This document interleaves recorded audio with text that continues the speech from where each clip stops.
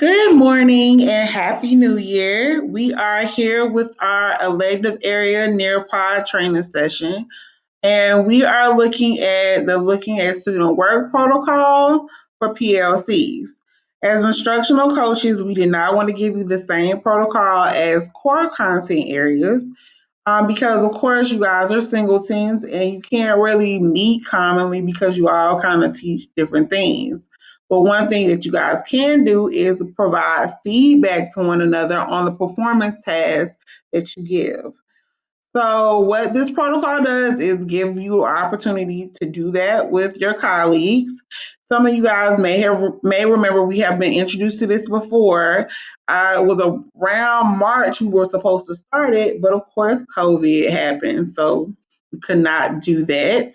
So since the conversation is coming back up about PLCs and collaborative planning, we definitely do not want to leave you all out, and we do expect for you all to still be looking at student tasks, improving them, and making the best out of them for students. So, using this protocol will give you the opportunity to do that. So, let's kind of revisit what we need to do. So, the agenda for this video would pretty much be us looking at the steps of doing the student work protocol, looking at the actual student work protocol for the task-based projects and logistically how we'll do that. And then lastly, there will be a link at the end of this presentation where it will show you where you can find the protocols, which is in your department PD folder. And here we go. All right, so it's a three-step process, just like it is with the core content areas. Step one, what you'll do is an individual class analysis. You'll actually look and see how many kids were proficient at passing your performance tasks and those kids who were not. And then you'll actually put that together. You may come up with some reasons why you think they did not really succeed at it, if they did not. But you also may want to pose that question to your students and ask them in person, like, hey guys, why do you feel like you did not do well at this performance task? And compare that with what you thought, why you thought they didn't do well. So that's what you would do first. So you make sure you keep a little record of that. It's some sheets in your PLC folder that will help you write that down to do that. And then you'll go into step two, where you will create a focus question when it's your turn to present to your department based around your analysis. So maybe based on something the kids said, maybe something you're kind of thinking about as a teacher with the task, you come up with a focus question. You might say, hey, how can I actually get my students to become more engaged in this task? How can I increase the rigor with this task? Whatever question might come to mind based off of what you see might have went right or wrong with the task. And then lastly, you actually present it in front of your department. Um, you can actually what we tried to do last time is kind of blend like areas together. So like for example, we put I think Mr. Jackson, Miss Sumlin, Mr. Lashley, we put those content areas together and they all presented to the department, and they pretty much would sit here and come up with a common question themselves between the three, pose it to the department, and you guys as the department would break down the set of questions. I will show you the protocol, um, and provide feedback to them so they can actually improve on their tasks. So the next thing we're going to do is actually look at the steps for doing this. The first thing you're going to do is give your task to the students. Let them actually do the task. Then while they're doing that task, you want to make sure that you keep a record of all task assignment sheets, rubrics, and student work samples so that you have a record of those to present to your department. Three, you're going to conduct that classroom level analysis prior to attending the department meeting. So you want to make sure that you look at the level of engagement of the students, and you also want to look at how many students were actually proficient and how many students were. And then you might want to, like I said, kind of make sure you have those student work samples so you can kind of have evidence to kind of back that up. And then based on that, you actually develop a focus question. Step four, what would happen is you will want to be a active participant or presenter at the looking at student work protocol when you meet as a department.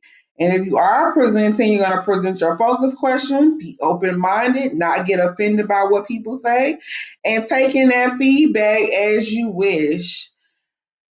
Lastly, you're going to actually engage in discussions on academic next steps based on that looking at student work protocol. So you want to see, okay, where do I go from here after we all have discussed the different components of my performance test?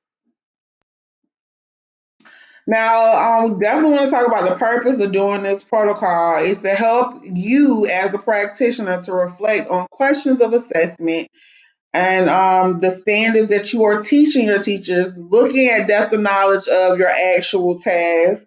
Because sometimes you may think you have a rigorous task, and it's not as rigorous as we think it is, especially when you have multiple eyes or different people looking at the process you created.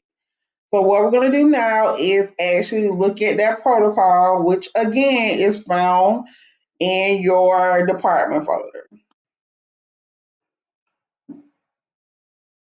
All right, and here we are. This is the protocol, and we already went over the purpose. And so, how we would actually do this as departments, I think some of y'all, hopefully, some of you guys remember, but like I said, we didn't get started on, we just kind of started planning out. You actually would have about 40 to 50 minutes after school. When I talked to the department heads, Mr. Jackson and Mr. Burns, it was better for you all to meet after school because everybody had different planning periods. So you would schedule this once a month, and then hopefully it would be that last Thursday of the month. If we need to change that, we will change that, and we'll definitely let Mr. Nunley actually know about that. But you need to make sure you meet at least once a month, or y'all can do it during the department meeting time and actually just do the protocol within your department meeting.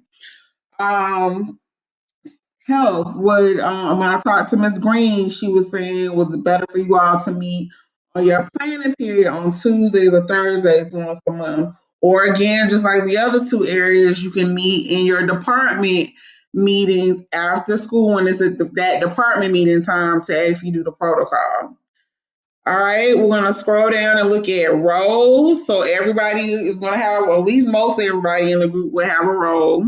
There will be a presenter, which will probably be the person bringing in the student work. You provide student work, supporting documents, and of course, your focus question.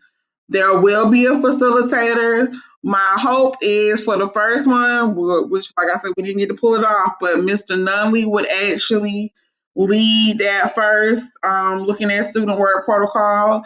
It could be Mr. Tucker or it could be Miss Clarison actually leading that for you all, just to get you guys started and showing you all how to go through the process. So their job is to make sure the group stays focused on a particular issue question that's addressed. And that and of course the facilitator I would definitely would like or should participate. All right, you got also the timekeeper keeping the group on time to make sure you don't go over or go under. You give enough time to be efficient and provide clarity in your answers. So pretty much the timekeeper keeps everybody on time. Make sure you keep to the schedule and make sure that you adhere to time schedules when people are giving like feedback and that everybody participates fully. So those are the three main roles, and then we'll go to through the process. So again, you have the pre-planning. The teacher that is chosen to present will gather the student work and complete that teacher analysis form that will actually create the focus question. It's going to ask you, hey, did you think this was a 3 or 4 task?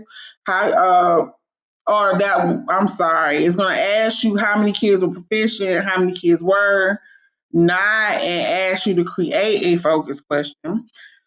And these are questions that, you can use as an example. Is this truly a DOK 3 or 4 task? How can I make this more real world? Those are the example questions you can pose the group. So that would be done first. So that would be like that step one. So then this will be more like really the step two, but this is where you actually meet with your department and present the student work. You'll have a minute to actually share your question, plus 5 to 9 minutes to actually show your student work samples and let everybody kind of go over it. And after you do that, you can't say anything until we get down to step five. So you show your student work samples and let that be that. Let everybody kind of take it in. Whoever is filling out or the recorder, whoever is the recorder, they will fill in the day, who was at the meeting, who was the facilitator, timekeeper, presenters, and what the focus questions were. Step two would be actually describing the work. So the facilitator will ask, like, what do you see? And then the group members will start to actually give their what they see about the project. What do they feel? Just anything. But they also have to use evidence of what they see in the work samples to back up what they're saying. And you try not to make judgments, but if somebody does make a judgment, don't take it personal because it's all about getting better and making the task more superior than what it was. The recorder can record comments of what people say here, just as feedback. Then you get down to step three, asking questions about the work. So this will be about 5 minutes, depending on the group size.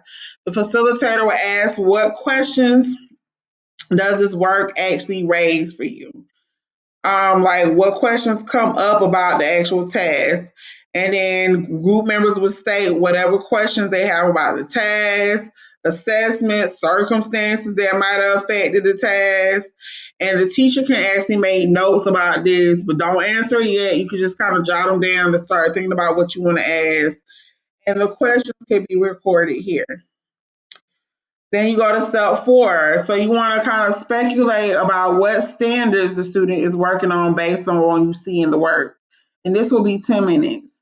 So the facilitator will ask, what student standards do you think the students are working on and how they reflect in an assessment?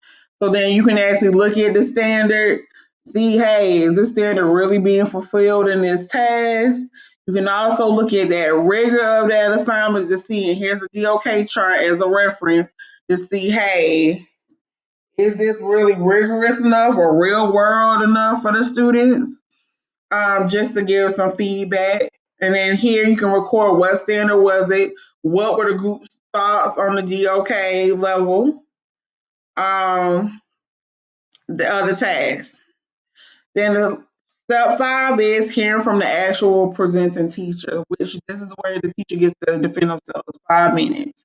So the facilitator actually invites the presenting teacher to speak, and then the teacher actually provides their perspective on what they saw when they were presenting the work to the kids or the task to the students. Respond to any questions that were raised. This is pretty much your opportunity to defend yourself and your task. And those thoughts can be recorded here. Next, the presenting teachers' comments on anything surprising or unexpected they actually heard, anything that might have I didn't think about it like that. You might want to jot down, not might, jot that down here. And then finally, like I say, you make sure that those teachers, presenting teacher, make sure that you are still focusing on your question. Step six, discuss implication for assessment practice. So at this time, facilitator invites group members and the presenting teacher to discuss the teacher's question in light of earlier phases. So you go back and you reflect on that focus question again and make sure that all the conversation and everything that you kind of put together through the whole process is still answering the teacher's question. All right, you might want to discuss implications for increasing the level of rigor. And this is really the part where you're giving like concrete advice for people to take back and making the assessment stronger for the next group coming up our next semester. So then you talk about increasing, or maybe if the rigor wasn't there, the ways you can increase it and make sure that the standard is being addressed.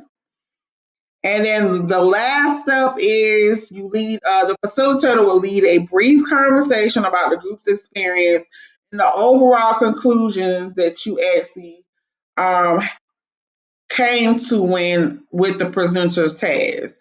So you want to make sure you guys all wrap it up, put some real major points and conclusions that y'all reached as a group, and make sure that it's clear and concise and that it is effective feedback that you can give your colleague. And once you actually finish this sheet, I will save it in my PLC folder as a department, but I also will make sure I give that to the presenting teacher so they can have the notes from the conversation to actually change whatever they need to change or enhance whatever they need to enhance based on the conversations had at this meeting. Okay, so once you go through that process, what we're gonna do is just kind of like recap how this whole process is supposed to go. So again, the individual teacher completes the class analysis of the task by completing an individual analysis form. You're looking at student engagement and proficiency rates. So you do that first. Then second, you actually, if you are chosen to present, and I feel like to even begin this in January, what needs to happen is the department head come up with a rotation schedule of which teachers are going to present for this semester, and go ahead and give that out to your department so they'll know, hey, April is my month or March is my month. I need to go ahead and pick a task that I want to look at and make sure I keep the record of those tasks and come up with a focus question. So like that's the second step. You want to make sure you present a focus question to your department. And then lastly, you guys actually complete that looking at student work protocol with a facilitator.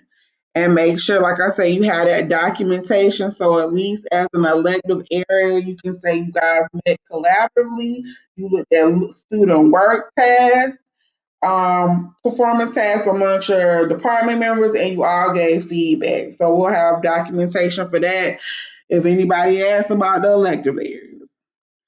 And so lastly, like I said, at the end of this Nearpod presentation, there will be a link to show you how you get to your your PD folder. So just make sure you click that link. It'll walk you through. Most people should know where their PD folder is at this point. If not, just click the link. And if you have any questions, comments, concerns, just see me or your administrator, which would be either Ms. Clariton, Mr. Nunley, or Mr. Tucker. But definitely see me because this is something that the instructional coaches across the district decided to do as far as collaborative planning for elective areas. So I would definitely be your point person on this. And like I said, just give me any questions, comments, concerns. We can adjust things. We can work it out. If y'all need me to help out with anything, I'm always here. And have a happy new year and a great day.